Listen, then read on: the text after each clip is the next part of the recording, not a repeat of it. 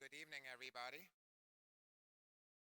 I am so glad to be at the IAC this year, right in our backyard. At least that's what I thought most of the days. And after 12 hours, I'm like, we should travel somewhere to do this. So we're excited to be here, but we also look forward to conferences elsewhere. And especially my honor to introduce an incredible scientist, leader, and my friend, Dr. Nikki Fox, Nikki, as we refer to her, or Solar Girl at Solar Girl 2018 for those of you on social media. Nikki is the heliophysics director in the Science Mission Directorate at NASA headquarters in Washington, D.C. Heliophysics, as you know, is not only vital for understanding the Earth's most important and life-sustaining star, but also the study of space weather, supporting situational awareness to better protect astronauts and our space and ground-based assets. In fact, just a couple hours ago, Nikki was on Capitol Hill testifying in support of space weather. So I'm glad you made it here, Nikki. As the head of the division, Nikki oversees 24 missions, 19 of which are currently in flight, including ICON, which just launched a couple of weeks ago, and the Parker Solar Probe, for which she served as the project scientist. Let me tell you about Nikki. She was born in England, just outside London. We have a guy from England, Dr. Lee. She holds a PhD in space and atmospheric physics and a master's in telematics and satellite communications. What she brings to the job, every job she does, is those two sides, both understanding of science and engineering. The way I think about those people are bilingual people who can talk to both communities. Nikki is a star at both. Nikki, after all that, came to the United States and worked at NASA Goddard Space Flight Center in Greenbelt, Maryland, where she received a performance award from the International Solar Terrestrial Physics Science Initiative while serving as the operations scientist of the program. She has since received agency awards, including the International Communicators Award and more than 5 group achievement awards from NASA. Following her time at Goddard in 1998, Nikki has worked at the Applied Physics Lab at Johns Hopkins University in Lower Maryland, where she went on to serve as chief scientist of heliophysics. Nikki's leadership has been instrumental building strong relationships with current and future international partners. Many of them are here, and one person from England we're learning. Currently, she's working closely with the European Space Agency on Solar Orbiter, a mission to offer complementary science to Parker Solar Probe that is planned for launch from US soil in February 2020. But no matter how much I admire Nikki for her science and her leadership, I admire her also for how she balances all that with a family that I got to know and that is very important to her. And she's really a model for the kind of leader that we want to have at NASA headquarters, people who do both of these well. So please join me in welcoming Dr. Fox with her presentation on Parker Solar Probe. Nikki.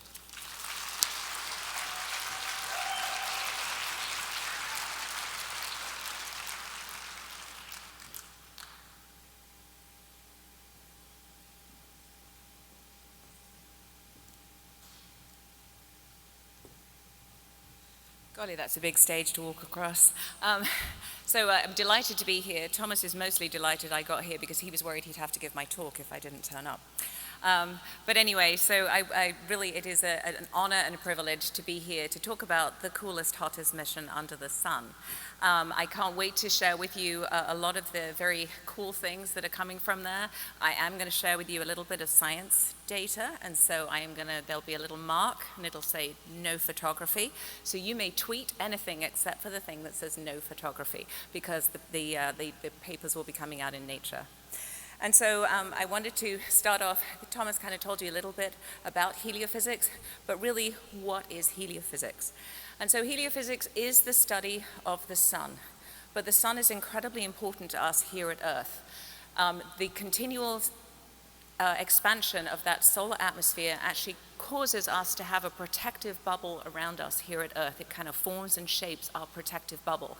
But if we look at the sun from the very top and we watch that atmosphere continually radiating out, we find that not only does it have a profound impact on us here at Earth, but it actually shapes our entire heliosphere, our entire protective bubble for the entire solar system as it moves around in the Milky Way.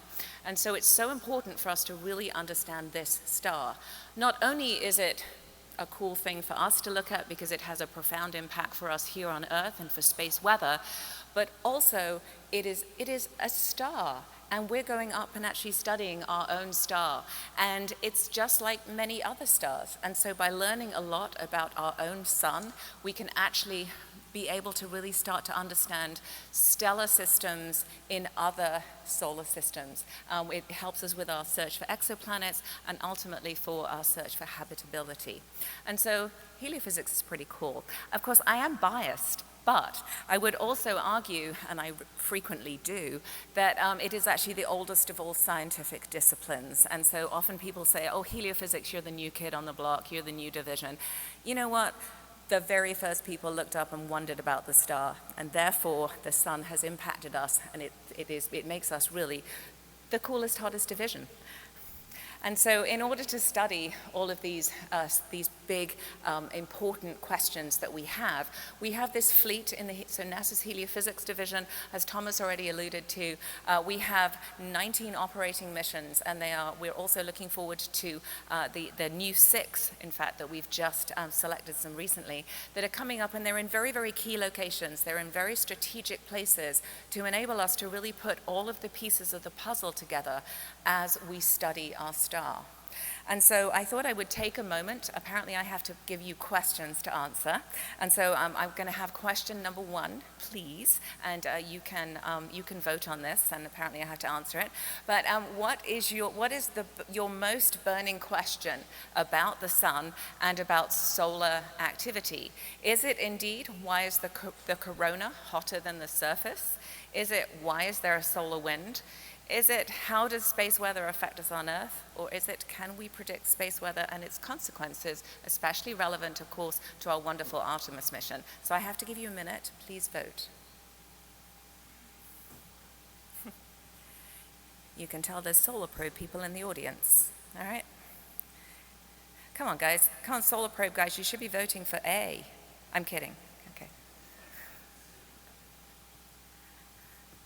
Oh, yes.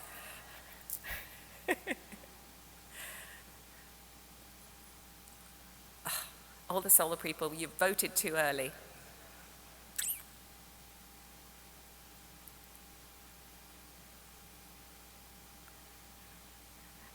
All right, you have 20 seconds left. This is a very strange experience, by the way. All right, we're nearly there. 10 seconds. Apparently you can't vote twice. Vote early and often. Ooh. Oh. God, this is exciting. This is better than the World Series. Well, come on. Okay, stop. Lock.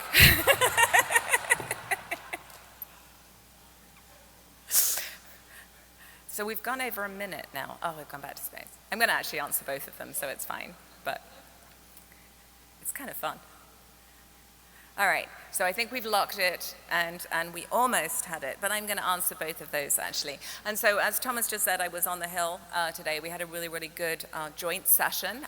It was with our colleagues at NOAA and also our industry partners, talking about the importance of space weather and how we go about predicting it. And so, yes, we can predict space weather, and of course, NASA's Heliophysics Division is really the one that's best able to provide all of those incredible measurements that we need to be able to predict our space weather.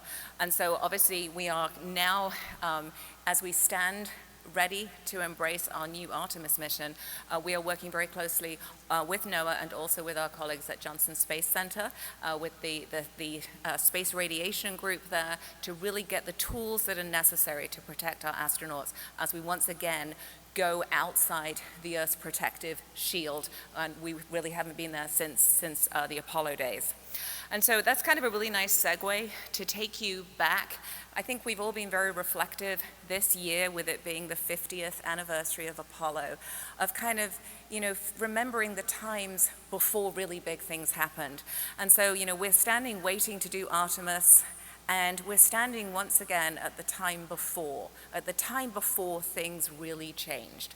And so I want to take you back to the last time before, back to 1958, when, of course, you'll recognize that young man as James Van Allen, and John Simpson there sitting with him.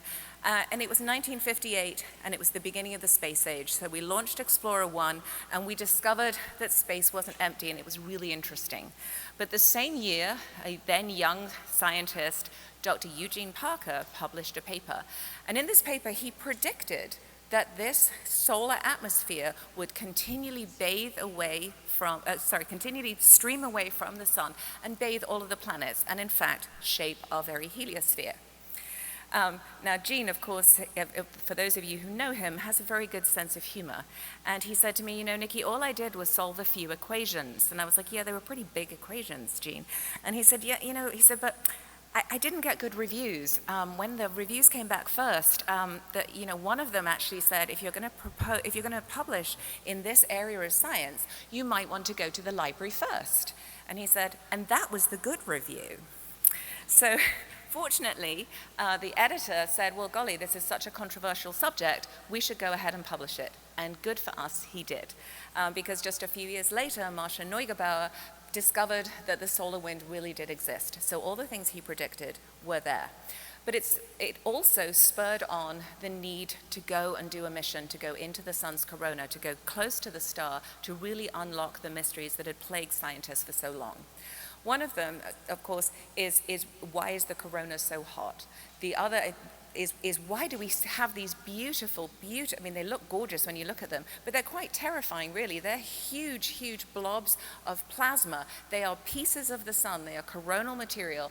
They are billions of tons of this coronal material moving at millions of miles an hour that can smash into our planet's magnetosphere and cause those beautiful space weather. Some of us, if you're a scientist, it's a beautiful space weather impact. If you're an operator, it might not be so beautiful. But you just see how magical and incredible our sun is. But we've known for decades and decades and decades that the corona itself is the home of several mysteries.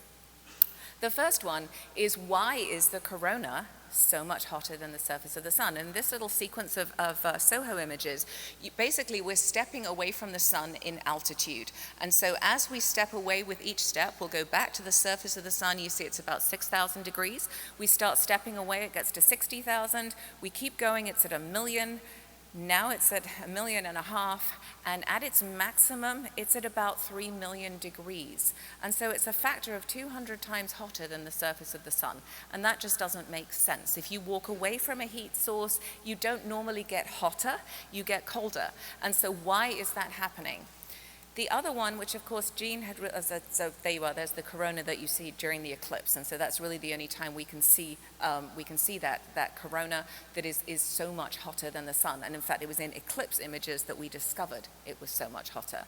But the other thing that Gene really predicted was this continual acceleration of the solar wind. And so it isn't just that something happens here and then all the energy disappears and the solar wind slows down. It is kind of continually accelerated. And that was what Marcia Neugebauer had discovered with the Mariner results, that it was going much, much faster than you might think if you just put energy in one source. And so there are two big mysteries. And of course, the only way that we could really go and understand this was to send a probe into, a kind of a daring probe, into the atmosphere of the sun, close enough to get into this region where all of these kind of mysteries are happening. And so 1958 was the first time that somebody said, gee, we should really do that. And of course, there have been many, many different ideas and different proposals for a solar probe. But it took about 60 years of continual work, continual study, and continual honing of the engineering and technology to enable us to do it. So let's take a look at this beautiful girl. So we used to joke on the mission team that we were always on a diet because despite being on a Delta IV Heavy with an upper stage, so that's a huge amount of C3, a huge amount of launch energy, we had to be incredibly light and compact. And so we weighed only about 685 kilograms. And the spacecraft is small. From stem to stern, she stands at 3 meters tall. The maximum diameter, of course, is that heat shield, because everything else is in the shade caused by that heat shield. That's at about 2.3 meters. But the bus itself, the actual place where we put all the instruments, is only about 1 meter in diameter and about 1.5 meters tall. So she is a very, very, very small, compact spacecraft. So we could throw her away from the Earth with as much velocity as possible so she could lose any of the influence of the Earth orbiting around the sun. So she doesn't want to get dragged around with the Earth at all. She wants to go straight into the sun, so a lot of energy. It was a big challenge because a lot of you who are in the spacecraft and the flight business know often you lower risk by adding mass. We couldn't do that, so it was a very, very challenging thing for us to do. That's definitely the biggest technology development, and certainly the most striking feature about her is the heat shield. And I'll just go through a couple of these features. One thing was, it was an incredible feat to actually be able to hold the heat shield onto the spacecraft. As you'll see in some of the graphics, the temperature on the spacecraft goes from incredibly hot when we're close to the sun to very cold when we're out at our aphelion. And so the entire heat shield itself will change in shape as it gets hotter and colder. And so it's held with only 6 carbon bolts, mostly because we don't want any of the heat to convect into the spacecraft at all. So there are 6 carbon bolts, and they are held in place on what we call pipan structures, which are a bit like a sort of shoulder joint, so that as the heat shield changes, those shoulders will move and that it doesn't just pop off. It's also held in place by a titanium welded structure. It was welded for us by a company who actually had never been in the space business before. They'd done nuclear welding, but they were the company who said, yeah, we'll give that a go. We're not too scared of all those requirements. And so they had their best welders work on it. And despite what Thomas said, I'm actually not an engineer, but I did see some engineers get a little weepy at the beauty of the welds in this titanium structure. And the APL folks in the crowd are going, yep, they did. So the other thing it did was it held in place our cooling system, and we'll get into it. So you see the black radiator fins. We'll get into why we have those cooling systems there. It's not because it's so hot. It's actually to keep a certain part of the spacecraft cool.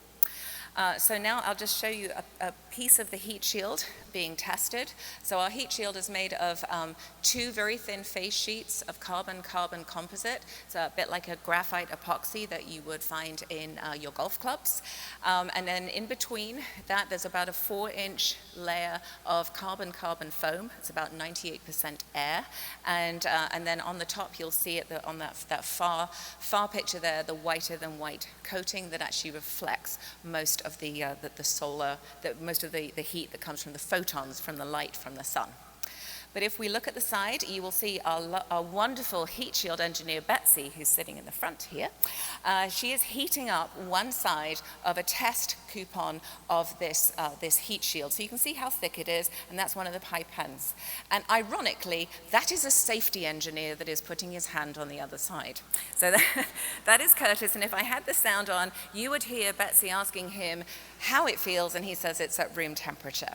And so obviously this is done just in a lab with a blowtorch. One side of our heat shield gets up to about 1,400 degrees Fahrenheit or 2,500 degrees centigrade, and the actual bus, the main body where all the instruments are, is at about 30 degrees centigrade, about 85 degrees Fahrenheit. So that heat shield really works.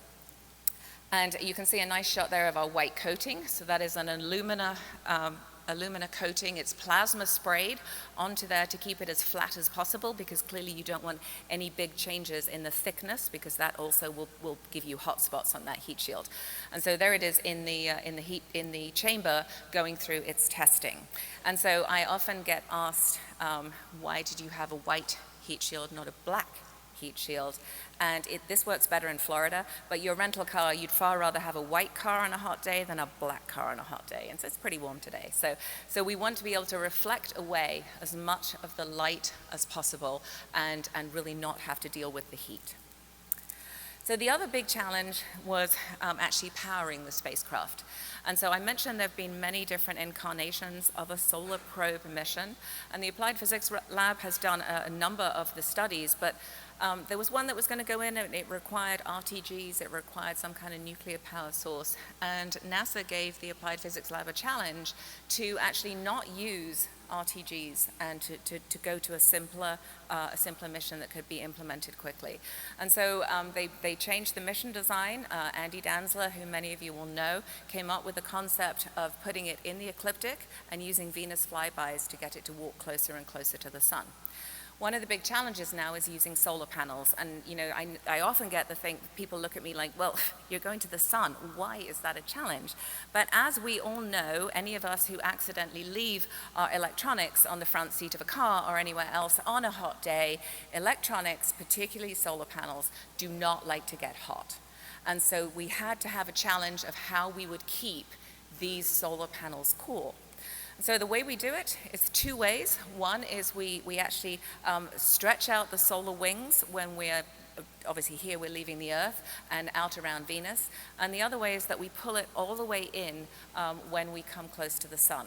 And in fact, the amount of power that's generated in that configuration when it's close to the sun, it's just one tiny little knife edge of cells, is the same amount of power as the entire wing can generate when it's out at aphelion. So really amazing. The other thing that we did was we have a cooling system for them. So we run water between each of the solar panels, each of the solar cells, sorry. And so that water runs through there, and then actually we use those radiator fins that you see there on the structure holding the heat shield in place to radiate out the heat from that cooling system, and it continues to circulate around. Here's just a nice video of us building. So you see Felipe, our lead engineer here. That gives you an idea how small the spacecraft is, actually. So there was the bus. We're now lowering in the harness, and you see the propulsion tank in the center. This was when we put the top deck onto Parker Solar Probe, and she finally started to look like the spacecraft we'd seen all the time. There is our heat shield. They are bonding that foam onto one of the two face sheets, and you'll see Betsy pacing around, making sure they've done it right. There she is. And then this is the most terrifying sight I've ever seen. This is the vibe test of this spacecraft, because man, that is a loud test. And then so she was built and did most of her testing in the Applied Physics Lab, and then they moved her down to Goddard Space Flight Center, where she did her environmental testing. And you'll notice there's no heat shield on at that point, because the heat shield went through very different environmental testing. So we had a beautiful ride down, courtesy of the US Air Force, down to Kennedy. She went to Astrotech, where they did the final preparations for launch. So you see them putting the solar panels, those solar cell panels on there. They've got a protective covering on. The heat shield came down by truck, came down a little bit later, and the final thing we did was put the heat shield onto Solar Probe, and you see a beautiful shot of her at the Astrotech clean room. Shortly after that, she got lifted and put onto that upper stage, the third stage, Northrop Grumman third stage that we had, the kick motor.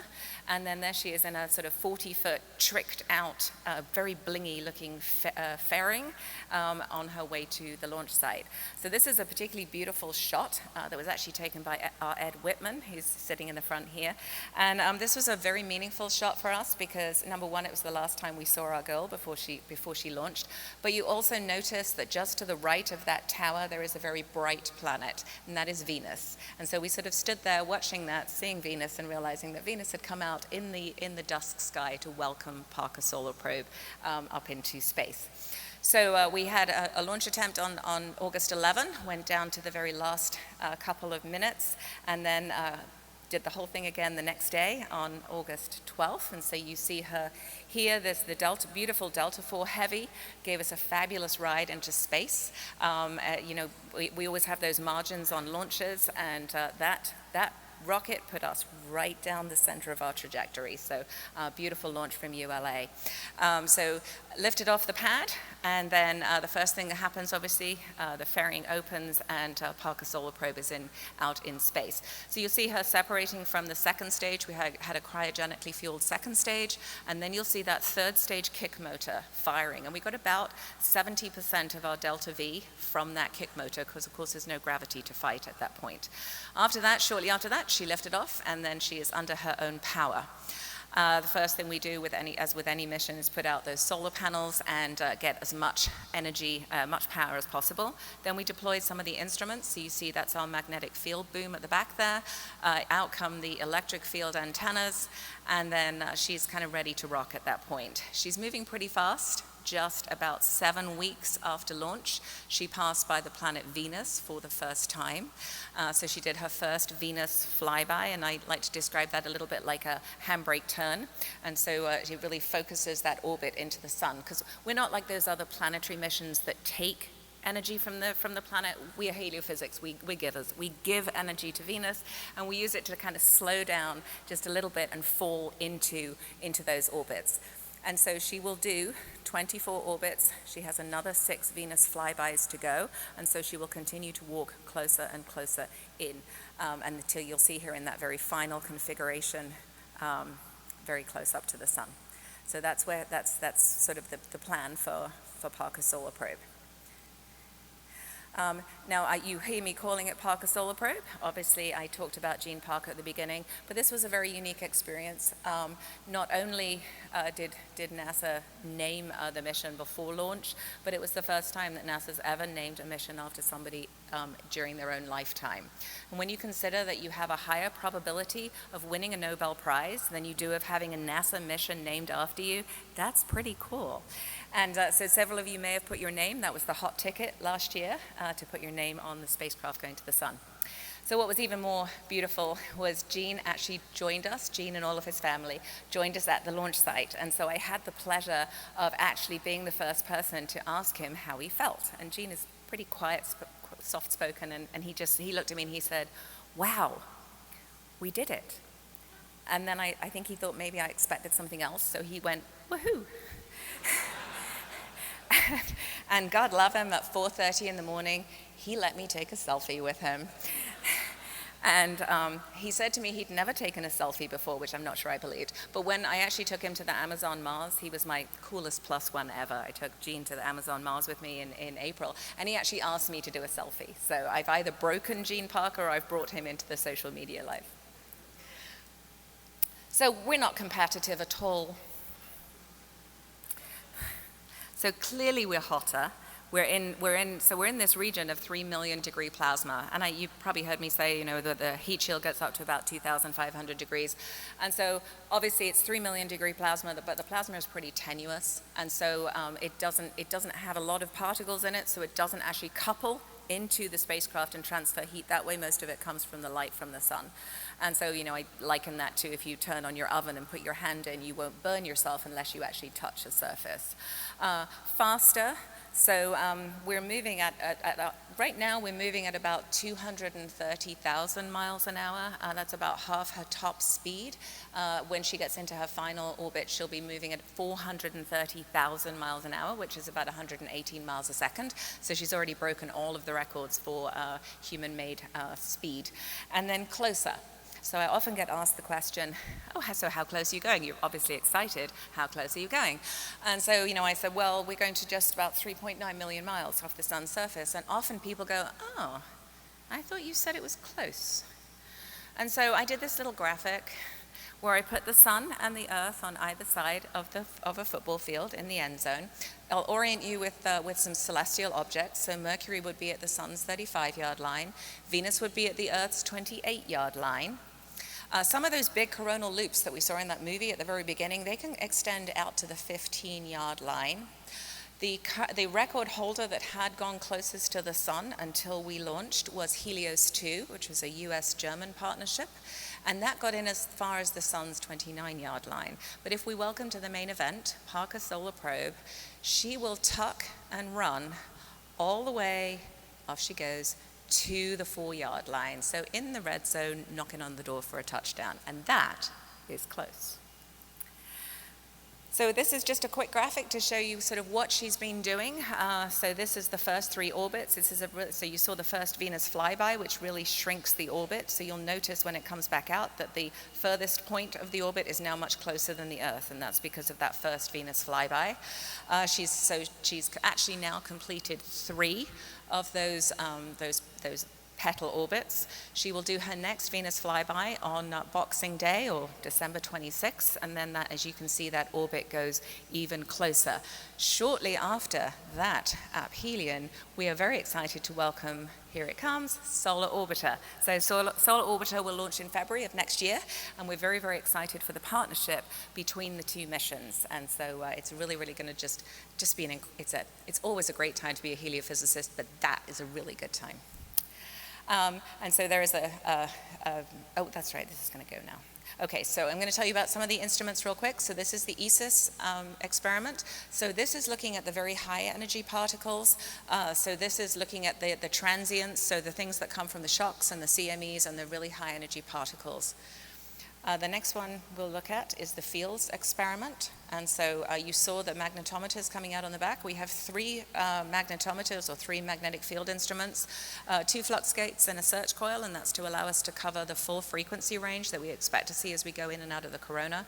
And we also have those voltage sensors on the front, or our electric field antennas.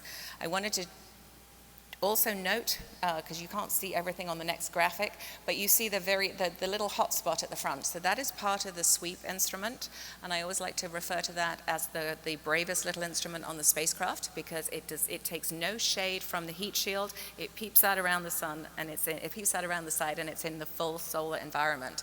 And so that is measuring the solar wind, those particles that are coming directly towards the spacecraft. And that is part of the sweep investigation, so the solar wind electrons, alphas, and protons experiment.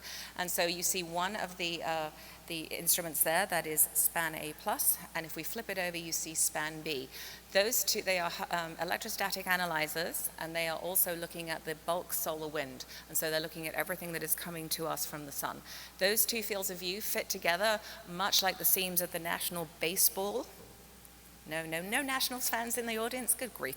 All right, so they fit together like the seams of a baseball, and they allow us to monitor everything that's coming continually from the sun. And then last but certainly not least, our wide field imager for Solar Probe, and that is a whisper camera, and that is taking images of the solar wind that we're about to run into. So essentially everything that is coming from the sun, all of those structures, that is what our whisper camera is taking pictures of.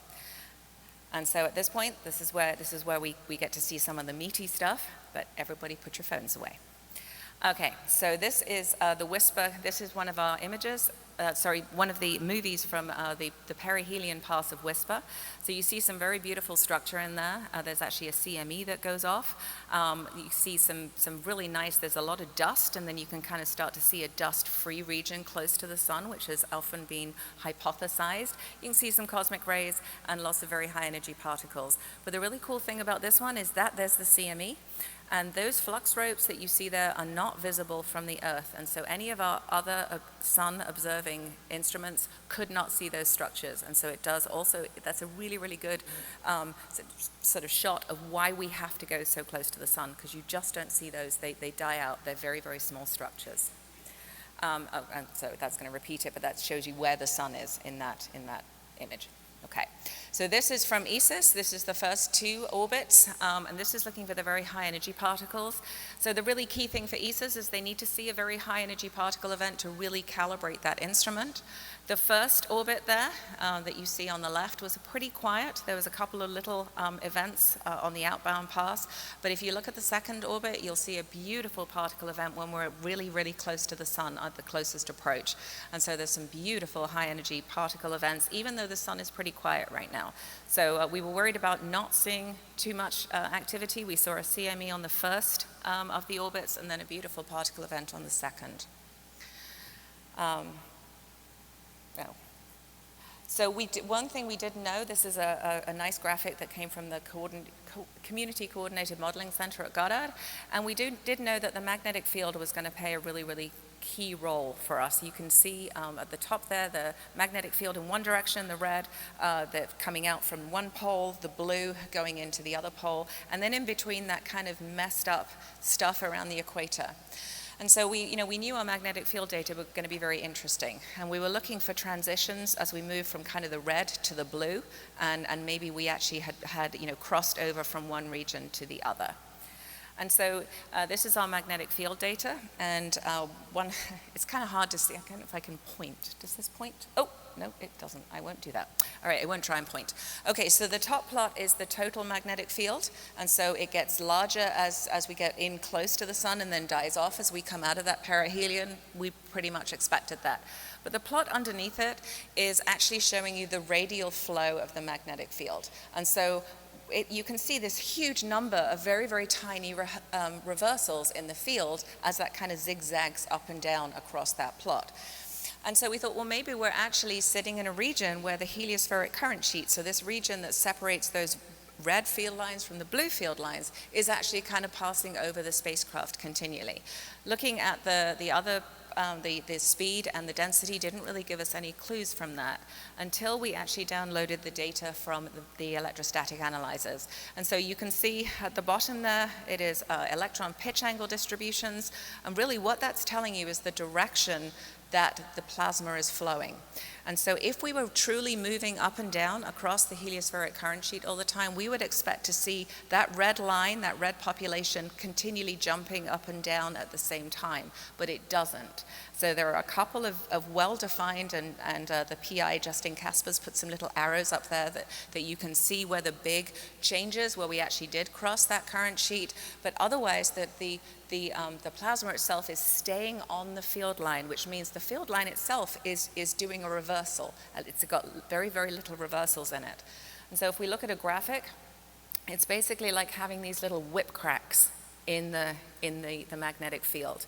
And so there are papers that will be coming out at the beginning of December. And if I was a betting person, I would say that you'll see these whip cracks featuring heavily in these papers. That's all I'll say. And so I mentioned Solar Orbiter. We're extremely excited about Solar Orbiter launching in February to join us to really, they have a beautiful suite of remote sensing. And so while Parker Solar Probe is then really close, sampling all that very, very, very near plasma, Solar Orbiter is going to be taking all kinds of different remote sensing images for us to really put, this is going to be just a beautiful partnership. We can't wait. Also wanted to note that coming online very soon, almost ready to do their first light images, is the National Science Foundation DKIST telescope. It's a fabulous, it's now not a partnership, it's a trio, but with DKIST taking these incredibly high resolution images of the sun, Solar Orbiter and Solar Probe. And in addition, we're also, we have a call out for sounding rockets to fly solar experiments during some of these really, really close approaches for Parker Solar Probe. So it's a really nice combined effort that NASA's Heliophysics Division is leading. And so I will sort of wrap up by just going back to kind of where we started, which is we study the sun because it's beautiful. We study the sun because it's there. We study the sun because it's the home of fundamental physics mysteries. But also, the sun drives space weather here on Earth. And so as we care deeply about our technology. I love to talk to school kids, and when I say, in 1859, the telegraph system went down for 4 days, and they look at me and go, oh. And then I say, well, imagine not having your Xbox for 4 days, and you want to see an elementary school panic? That's when you do that. So, as we become more and more reliant on our technology, it becomes more and more important for us to really understand our star and its impact. And that's why the Heliophysics Division is launching these missions and putting them in these key locations. ICON launched earlier this month, and that is sort of doing the other side of the coin. It is looking at the transition region between Earth weather, so hurricanes and tornadoes coming up from below, meeting space weather. It's kind of in that frontier of space. And so then that's very important for communications. And really every single technology you can think of. Of course, we worry about the Van Allen radiation belts, and we were very proud of our Van Allen spacecraft that worked 7 years in the most intense radiation environment, bringing us key information about how our radiation belts change. We have ICON, we have GOLD down looking at the IT system, and of course the star of the show, Parker Solar Probe, really up close to that star. And as we stand ready to support NASA's Artemis mission to put the first woman and the next man on the moon by 2024, the Heliophysics Division stands ready to support that initiative and provide that critical information to keep our astronauts safe. And so I'm being told I need to ask you a second question. I don't have a particular favorite in this one, but anyway. So what space weather consequences should we work to mitigate first? Stability of the power grid, communications and navigation, disruptions of humans during spaceflight, or the potential economic effects of a devastating Carrington event? I feel like I should sing the Jeopardy theme tune or something while you're doing this, but anyway.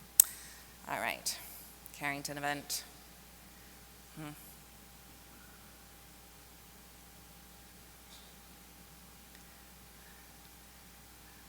All right. You have 15 seconds left. All right. Okay, so everybody thinks that we should be looking at the stability of our power grid, and I will note that actually at the hearing today on the Hill, that was probably the most frequently asked question is how we would mitigate and how we would look at the stability of our power grids. And so of course the answer to that question really is making sure that we understand the aurora and making sure that we understand the current systems that flow above those power grids. People that live in the US-Canadian border are very used to worrying about aurora because they see it all the time. But in fact, the people that don't worry about it are people that live in states that never see an aurora except during a Carrington event. And so, it is incredibly important for us to understand not only the workings of our star, but also the impact on our planet. And so, I will leave you with the thought that as we get ready to embark to go forward to the moon, to Mars, and of course beyond. The NASA's Heliophysics Division is ready to provide all of those measurements, all the way from Parker's Solar Probe close to our star, all the way out to our very brave Voyagers who have worked for 42 years and left our heliosphere, and then of course looking forward even further to missions that are actually designed to leave and go into interstellar space. And so with that, I will say thank you very much, and please keep looking up. Thank you.